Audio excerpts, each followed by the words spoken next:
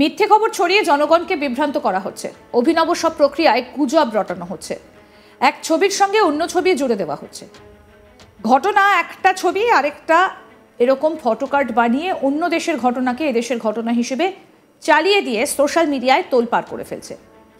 যতই নির্বাচন কাছে আসবে এর রূপ আরও ভয়ঙ্কর হতে থাকবে। দেশের পরিস্থিতি নিয়ে উদ্বিগ্ন ইউনূস।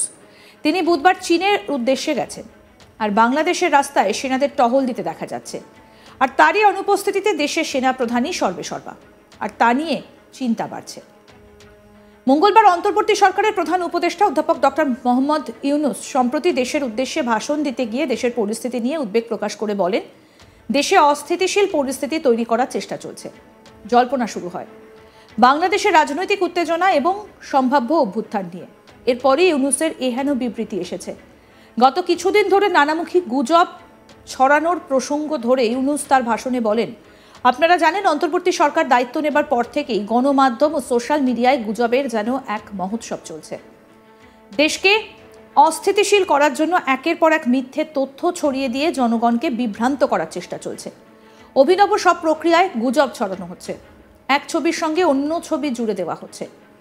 ঘটনা একটা আরেকটা ফটোকার্ড বানিয়ে ঘটনা একটা ছবি আরেকটা এরকম ফটোকার্ড বানিয়ে অন্য দেশের ঘটনাকে এদেশের ঘটনা হিসেবে চালিয়ে দিয়ে সোশ্যাল মিডিয়ায় তোলপাড় করে ফেলছে।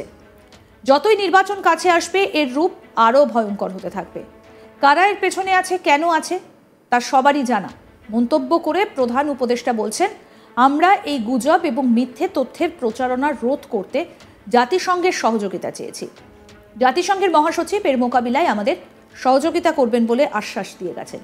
দেশবাসীকে আমি স্মরণ করিয়ে দিতে চাই যে জুলাই অভ্যুত্থানের প্রথম পর্ব সফলভাবে সমাপ্ত হয়েছে। প্রথম পর্বের সমাপ্তির মধ্যে দিয়ে অভ্যুত্থানের দ্বিতীয় পর্ব শুরু হলো। সব সময় মনে রাখতে হবে আমরা কিন্তু যুদ্ধাবস্থায় আছি। অন্তর্বর্তী সরকারের প্রধান উপদেষ্টা মোহাম্মদ ইউনূস কি বলছেন শুনবো এবার। আপনারা জানেন অন্তর্বর্তী সরকার দায়িত্ব নেবার পর থেকেই গণমাধ্যম ও সোশ্যাল মিডিয়ায় গুজবের জন্য এক মহোৎসব চলছে। দেশকে অস্থিতিশীল করার জন্য একের পর এক মিথ্যা তথ্য ছড়িয়ে দিয়ে জনগণকে বিভ্রান্ত করার চেষ্টা চলছে। অভিনব সব প্রক্রিয়ায় গুজব ছড়ানো হচ্ছে। এক ছবির সঙ্গে অন্য ছবি জুড়ে দেওয়া হচ্ছে। ঘটনা একটা ছবি আরেকটা এরকম ফটোকার্ড বানিয়ে অন্য দেশের ঘটনাকে এ দেশের ঘটনা হিসেবে চালিয়ে দিয়ে সোশ্যাল মিডিয়ায় তোলপাড় করে ফেলছে। যতই নির্বাচন কাছে আসবে এর রূপ আরো ভয়ঙ্কর হতে থাকবে। কারা এর পেছনে আছে, কেন আছে, তা আপনাদের সবারই জানা আছে। আমরা এই গুজব ও মিথ্যা তথ্যের প্রচারণা রোধ করতে জাতিসংঘের সহযোগিতা চেয়েছি। জাতিসংঘের মহাসচিব এর মোকাবেলায় আমাদের সহযোগিতা করবেন বলে আশ্বাস দিয়ে গেছেন। দেশবাসীকে আমি স্মরণ করিয়ে দিতে চাই যে জুলাই অভ্যুত্থানের প্রথম পর্ব সফলভাবে সমাপ্ত হয়েছে। প্রথম পর্বের সমাপ্তির মধ্য দিয়ে অভ্যুত্থানের দ্বিতীয় পর্ব শুরু হলো। সবসময় মনে রাখতে হবে আমরা কিন্তু যুদ্ধাবস্থায় আছি। গুজব হলো এই জুলাই অভ্যুত্থানের বিরুদ্ধে পরাজিত শক্তির মস্ত বড় হাতিয়ার। গুজব দেখলেই গুজবের সূত্রের সন্ধান করতে থাকবেন, গুজবকে অবহেলা করবেন না। বহু অভিজ্ঞ সমর বিশারদ এই গুজবের পেছনে দিনরাত কাজ করছে। সীমাহীন অর্থ এর পেছনে নিয়োজিত আছে। এর মূল লক্ষ্য জুলাই অভ্যুত্থানকে ব্যর্থ করা। আমরা তাকে ব্যর্থ হতে দেব না। আমাদের সামগ্রিক ঐক্য পলাতক শক্তির গায়ে জ্বালা ধরিয়ে দিচ্ছে। তারা এই ঐক্য ভাঙতে চায়। তাদের অভিনব কৌশল আপনি টেরই পাবেন না, আপনি বুঝতেই পারছেন না কখন তাদের খেলায় আপনি পুতুল হয়ে গেছেন। আমাদের সচেতনতা এবং সামগ্রিক ঐক্য দিয়েই এই গুজবকে রুখতে হবে। পলাতক অপশক্তির ষড়যন্ত্রকে ব্যর্থ করে দিতে হবে। প্রিয় দেশবাসী, আপনারা জানেন ইতিমধ্যে জাতীয় ঐকমত্য কমিশন তাদের কাজ শুরু করেছে। 6টি সংস্কার কমিশনের 166টি সুপারিশ ও পূর্ণাঙ্গ প্রতিবেদন সহ 38টি রাজনৈতিক দলের কাছে চিঠি দেওয়া হয়েছে। ইতিমধ্যে রাজনৈতিক দলগুলোর সঙ্গে বৈঠক শুরু হয়েছে। দেশের রাজনৈতিক দলগুলো খুবই ইতিবাচকভাবে সংস্কার কাজে সাড়া দিয়েছেন। তাদের মতামত তুলে ধরছেন। কোন রাজনৈতিক দল কোন কোন সংস্কার প্রস্তাবে একমত হয়েছেন, কোনটিতে দ্বিমত হয়েছেন, সেসব তারা জানাচ্ছেন। এটা আমাদের জাতির জন্য অত্যন্ত সুখকর বিষয় যে প্রতিটি রাজনৈতিক দল সংস্কারের পক্ষে মত দিচ্ছেন। ঐকমত্য কমিশনের মাধ্যমে সকল রাজনৈতিক দলের মতামত নেওয়ার কাজ এখন চলমান আছে। কমিশনের লক্ষ্য যে সকল বিষয়ে রাজনৈতিক দলগুলো একমত হবেন সেগুলো চিহ্নিত করা এবং তার একটা তালিকা প্রস্তুত করা। যে সকল দল এতে একমত হয়েছেন তাদের স্বাক্ষর নেওয়া। এই তালিকাটাই হবে জুলাই চার্টার বা জুলাই সনদ। আমাদের দায়িত্ব জাতির সামনে পুরো প্রক্রিয়াটা স্বচ্ছভাবে তুলে ধরা এবং প্রক্রিয়া শেষে নির্বাচনের আয়োজন করা। নির্বাচনের ব্যাপারে আমি আগেও বলেছি, আবারও বলছি, এবছর ডিসেম্বর থেকে আগামী বছরের জুনের মধ্যে নির্বাচন হবে। আমরা চাই আগামী নির্বাচনটি বাংলাদেশের ইতিহাসে সবচেয়ে অবাধ, সুষ্ঠু ও গ্রহণযোগ্য নির্বাচন হবে। একই সঙ্গে তিনি বলেন, ইতিমধ্যেই পাসপোর্ট পেতে পুলিশ ভেরিফিকেশনের নিয়ম আমরা বাতিল করে দিয়েছি। এর ফলে বর্তমানে নাগরিকরা আগের চেয়ে সহজভাবে পাসপোর্ট পরিষেবা পাচ্ছেন। পুলিশ রিপোর্ট প্রাপ্তির নিয়ম বাতিল করার পর এ পর্যন্ত 70,000 নতুন পাসপোর্ট দ্রুত আবেদনকারীদের হাতে পৌঁছে দেওয়া হয়েছে, যা বহুকাল ধরে পুলিশ রিপোর্ট আসার অপেক্ষায় আটকে ছিল।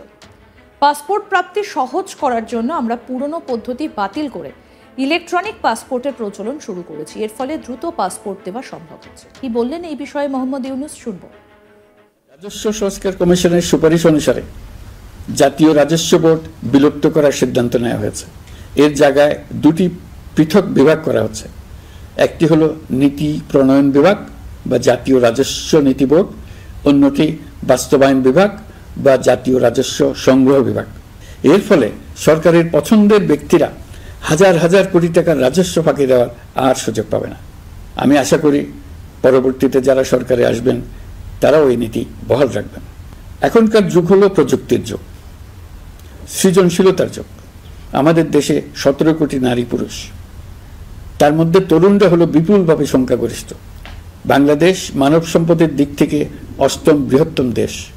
একযোগে এই তরুণরা সৃজনশীলতা প্রকাশের সুযোগ পেলে বন্যার স্রোতের মতো আমাদের দেশ দ্রুত বেগে পৃথিবীর বাজারের মধ্যস্থানে চলে যাবে। এই বিপুল তরুণ গোষ্ঠীর সামনে থেকে পথের বাধা সরিয়ে দেওয়াই হলো আমাদের সরকারের প্রধান লক্ষ্য। প্রযুক্তি আমাদের জন্য সুযোগ সৃষ্টি করেছে, আমরা দ্রুত বেগে এই সুযোগ গ্রহণ করার কাজে নিজেদের নিয়োজিত করেছি। এমনভাবে আমরা প্রযুক্তি ব্যবহার করার কাজে নিয়োজিত হয়েছি যাতে নাগরিকের আঙ্গুলের ইশারায় সরকার তার সেবা নাগরিকের কাছে তাৎক্ষণিকভাবে হাজির করে। তা নিশ্চিত করার জন্য আমরা সেই সেবা দিতে চাই প্রযুক্তির মাধ্যমে, সরকারি অফিসের মাধ্যমে নয়। ইতিমধ্যে পাসপোর্ট পেতে পুলিশ ভেরিফিকেশনের নিয়ম আমরা বাতিল করে দিয়েছি। এর ফলে বর্তমানে নাগরিকরা আগের চাইতে সহজভাবে পাসপোর্ট সেবা পাচ্ছেন। পুলিশ রিপোর্ট প্রাপ্তির নিয়ম বাতিল করার পর এই পর্যন্ত 70,000 নতুন পাসপোর্ট, যা বহুকাল ধরে পুলিশ রিপোর্ট আসার অপেক্ষায় আটকে ছিল, তা দ্রুত আবেদনকারীদের হাতে পৌঁছে দেওয়া হয়েছে। পাসপোর্ট প্রাপ্তি সহজ করার জন্য আমরা পুরনো পদ্ধতি বাতিল করে ইলেকট্রনিক পাসপোর্ট প্রচলন শুরু করেছি। এর ফলে দ্রুত পাসপোর্ট দেওয়া সম্ভব হচ্ছে। দেশের অভ্যন্তরে ই পাসপোর্ট হোম ডেলিভারি দেওয়া সম্ভব হচ্ছে। আগামীতে সকলেই ঘরে বসে পাসপোর্ট পাবেন, এটা নিশ্চিত করার চেষ্টা করছে। পাসপোর্ট দেওয়ার দায়িত্বে নিয়োজিত কর্মকর্তারা অত্যন্ত উৎসাহ সহকারে দ্রুত এসব পরিবর্তন আনার ব্যাপারে এগিয়ে আসছেন দেখে মনটা আনন্দে ভরে যায়। আরও আপডেট পেতে দেখতে থাকুন আজ তাক বাংলা। সাবস্ক্রাইব করুন, নোটিফিকেশন পেতে বেল বাটন অপশন প্রেস করুন, হোয়াটসঅ্যাপেও ফলো করুন আজ তাক বাংলা।